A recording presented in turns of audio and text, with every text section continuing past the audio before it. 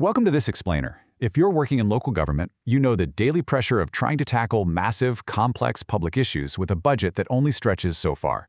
Whether we're talking about combating unemployment, addressing homelessness, tackling digital and financial exclusion, or even just managing urban waste, the public sector is always being asked to do more with less. So, the core question we are looking at today is how we can effectively tie our financial incentives to real, measurable social outcomes.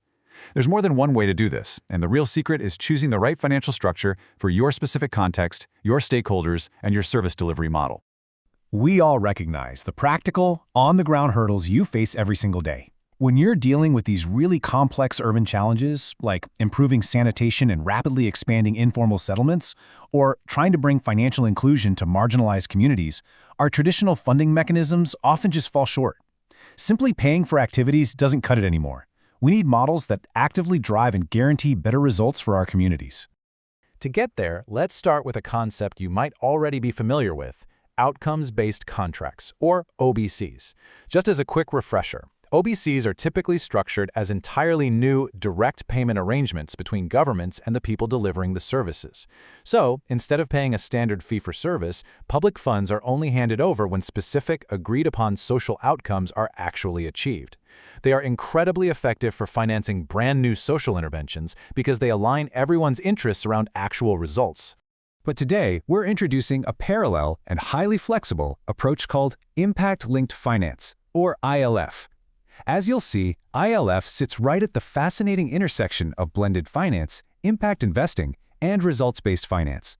Simply put, ILF is a family of financing approaches that use financial incentives to encourage additional social or environmental outcomes that go beyond what would have likely happened anyway. It's really about unleashing the potential of private enterprises to deliver significant public value. Now, it's really important we make a clear distinction between these two approaches. Both focus heavily on outcomes and incentive alignment, sure, but they are used quite differently in practice. While OBCs usually require you to structure an entirely new, direct payment arrangement from scratch, ILF structures actually layer incentives into existing financial instruments, leases, investments, or commercial relationships. Because it builds on relationships or procurement channels you already have in place, ILF can sometimes be a simpler, much more flexible tool to influence private sector behavior.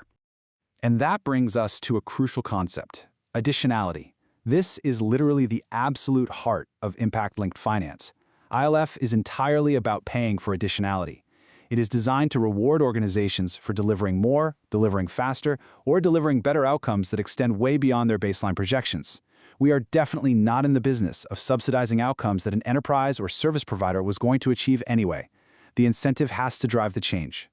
You can see this principle of additionality clearly in one of the most prominent ILF models, social impact incentives, or SINCs. Here's how it works. A third-party outcome payer, which could easily be your municipality, provides premium payments to an enterprise. But, and this is key, those premiums are only paid out upon the verified delivery of measurable social outcomes. This acts as an additional revenue stream for them, which improves their profitability and helps them attract private investment to scale up the impactful work they are doing for your city. And the great thing is, these principles can be embedded into so many other practical municipal approaches. Beyond SINCs, you can embed performance incentives right into your standard procurement or operating contracts. Think about a shelter operator receiving a bonus for sustained employment or housing outcomes, or a public housing operator getting incentives tied directly to improved tenant well-being and reduced evictions. We're also seeing impact-linked leases, where a municipality might offer lease payment reductions when an organization hits predefined social goals. You could even support broader ILF funds that incentivize private companies like fintechs expanding financial inclusion in underserved neighborhoods, or telecom providers finally stretching that last-mile digital access. Let's ground this theory in a practical municipal reality. Consider a hypothetical enterprise, Sani Tani, whose core business is providing affordable home toilets.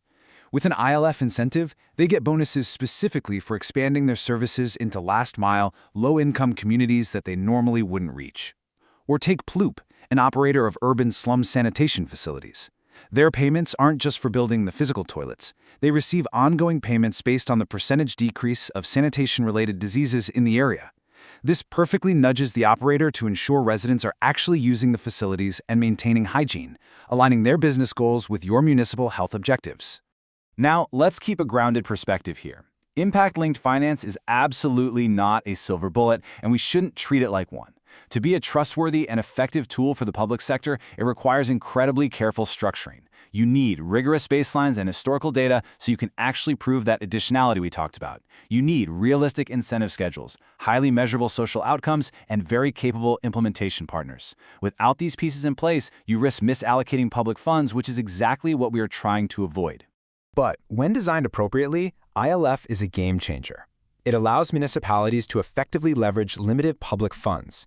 By slightly tweaking the financial terms for market-based organizations, you catalyze private investment to support your long-term service delivery objectives. And because you are layering these incentives onto commercial frameworks that already exist, it lets you create massive public value without overcomplicating your standard procurement rules. So I will leave you with this question to reflect on as you go about your work. Which of your municipality's existing commercial relationships, your leases or your operating contracts, could deliver significantly deeper social impact if they were provided with the right, carefully structured incentive? Thank you for joining this explainer. We really hope this practical guide helps you think creatively about your own municipal service delivery.